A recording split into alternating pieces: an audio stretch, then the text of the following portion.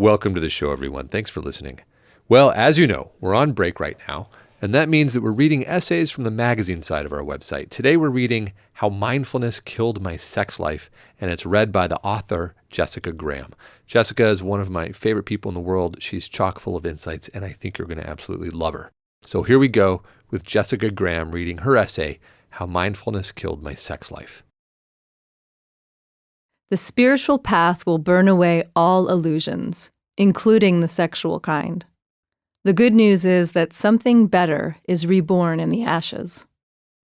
Mel was tall and lanky with short dark hair, good tattoos, and a black motorcycle. I wanted her bad. Lucky for me, I was in an open relationship with my partner and he was all for it. It had been a long time since I'd gone for a bad girl like Mel. I figured since it was just going to be a fling, it didn't matter that a truckload of red flags were dropped on the first date, the biggest of which was the dopamine rush coming on hard and fast like a fat line of cocaine after a long time sober.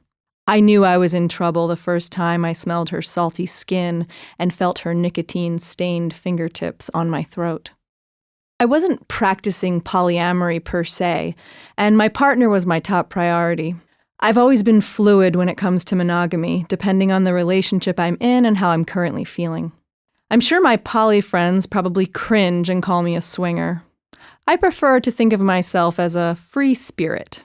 Since I wasn't looking for another serious relationship, I needed to keep my feelings in check for the sexy butch I was drooling over. This meant getting mindful about lust.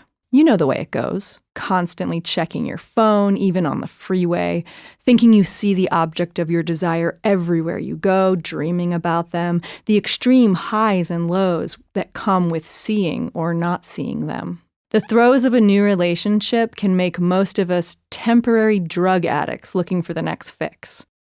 I didn't want to get carried away with this culturally acceptable insanity.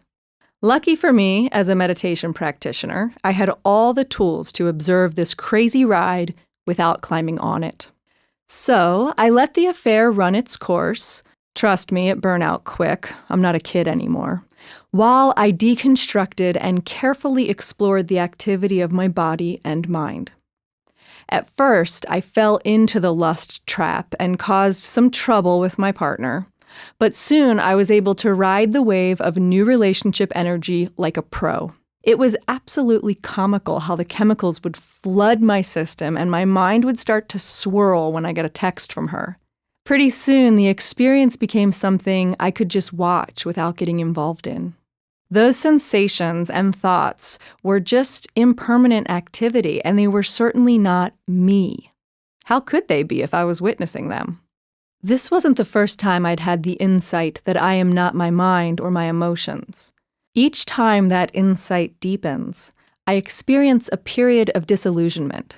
It had happened with my career, with habits, and so on. Basically, I see the emptiness in the experience, and I lose it. That's to say, I lose my attachment to it and my ability to get a fix from it. When I saw through the self who viewed herself as an actor, my acting career crumbled. Once I knew that my enjoyment of a film or a big piece of chocolate cake was simply a collection of thoughts and emotions, I lost my taste for them as well.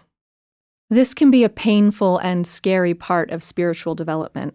It can feel like nothing is enjoyable or meaningful. I often have meditation students report that they feel depressed and apathetic during this stage. My first meditation teacher sat me down after a few classes and told me, meditation is going to ruin your life. He wasn't joking. The cost of waking up is everything. With each awakening, I've lost a little more. But I wouldn't want any of it back. So, here I was, getting mindful about the off-the-hook sexual attraction I had for Mel. I didn't really consider that I was in the process of screwing up my sex life, just like I had once screwed up my career and my love of cake. The road to hell is paved with good intentions, I suppose. By the time my bad girl fling had run out of steam, my sex drive was plummeting overall. Sex just didn't seem that important anymore. Thanks to good old mindfulness, sexual disillusionment had kicked in. Now, let me be clear. Up until this point, my sex drive couldn't get any higher. I had never had a male or female partner who wanted as much sex as I did. I was insatiable. One might say that I used sex to get high, to ease stress, to encourage creativity, and to feel more connected to myself and others. But let me tell you, I was hanging on tight to this last frontier. Little did I know, the romp with Mel was my last hurrah. My partner and I had always had a phenomenal sex life. It was never less than great, even after 3 years together. But my merciless dissection of my obsession with Mel launched us into an awkward period. I just didn't care about sex anymore. Plus, we were going through some relationship growing pains, due mostly to my actions in the early days of Mel. And not being able to use sex as a way to connect created a huge sense of separation. It was incredibly strange for me to feel sexually removed. My sexuality was something I felt so identified with. I was Jessica, the girl who loves to fuck. Meditation has the side effect of tearing your identities from you piece by piece, and this one was no exception. That part of me had vanished. I could no longer use sex as a salve for whatever ailed me. It didn't work anymore. As you can imagine, my partner was none too fond of this development, and honestly, neither was I. I trusted it would shift, but who knew how long it would take? My desire and drive to be an actor took years to come back, but I knew that when my sex drive returned, sex would be better than ever. That's what happened with my creative work. When I lost attachment to being an actor, I became a better actor and started to have a lot more fun doing it. I just hoped my new and improved sex life would materialize before my partner walked out the door. We had sex every once in a while, but it wasn't great or even always good. We didn't open up the sex cabinet next to our bed even once.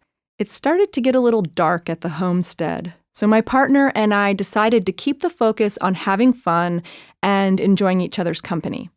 It was kind of like a loving-kindness meditation for our relationship.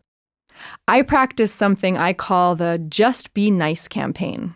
It's just what it sounds like. I was just nice. When I got annoyed, scared, frustrated, felt not heard, got triggered, I was just nice. Sometimes that meant leaving the room for a moment, but no matter what, I was just nice. I focused on being the best partner I could be and took any focus off of what I thought he was doing wrong. I kept my side of the street clean. I still spoke to someone and/or wrote about my feelings, but I didn't take my problems or negativity to my partner. I also got more clarity on what was actually a problem versus me simply being reactive. I kept using my mindfulness practice to work with the thoughts and emotions that came up about my lack of interest in sex. People can get stuck in the meaninglessness trap that can arise along the spiritual path. In reality, the self that thinks that everything is meaningless is just another self that can be deconstructed. So I continued to peel back the layers, keeping my eyes and heart open as I woke up to new truths. Spiritual development is never ending. There is no graduation date. As I learned to be without my nympho identity, I found new ways to ease tension and connect with others. I also found I didn't need sex to be creative. Not having sex to fall back on also gave my partner and I the opportunity to work through some issues that had been hiding under the surface up until then. A new kind of love and trust bloomed between us, and we started laughing a lot more. We spoke openly about the lack of sex and the challenges that it brought. We didn't lose hope. We figured it could only go on that way for so long. And then one day, a few months later, as quickly as it had vanished, my sex drive reappeared. And the angels of carnal joy sang hallelujah. When I say it came back, I don't mean that it was recognizable. My relationship to sex had been transformed. It felt fresh, clean, and fluid. It no longer gave me a fix. Without the attachment, sex became more fun, more connected, and way more pleasurable. I'd been grasping at the pleasure, and now I just let it run through me, unimpeded by my mind. My partner and I dove into a whole new kind of connection during sex. I felt deeper freedom to let loose. I was no longer limited to a fixed sense of self when it came to my sexuality. I let my sexual self die in the fire of awakening, and it had reemerged, shining and alive. So, yes, mindfulness essentially screwed up my sex life. But then it was reconstructed into something I never imagined possible. The self that needed to have sex all the time hasn't returned. Previously, I would pass up a good night's sleep or a social engagement for sex. Now my priorities are a little different. Life feels fuller now, less uneven. My sexuality will continue to evolve as I evolve, and I'm willing to lose it again if need be. I'm also fully willing to embrace a period of non-stop sex, whatever it takes, anything to keep waking up. Well, there you have it, folks. How Mindfulness Killed My Sex Life with Jessica Graham. Jessica is a meditation teacher, she's a writer, she's an actress, and she lives in LA. She's also the contributing editor of the popular meditation blog, Deconstructing Yourself, and I'll put a link to that in our show notes in case you'd like to go see it. And she's also the author of the forthcoming book, Good Sex, Getting Off Without Checking Out. As soon as that publishes, I'll be sure to let you know about it. Well, that's it for our show today, folks. Please do reach out if you have any ideas for our reboot. I'd love to hear from you. This whole show is for you. You can find us at Twitter and Instagram at @together_show. Our Facebook page is facebook.com/togethershow. And you can always email me at host@together.guide. All right, folks. Talk to you next week. Bye for now.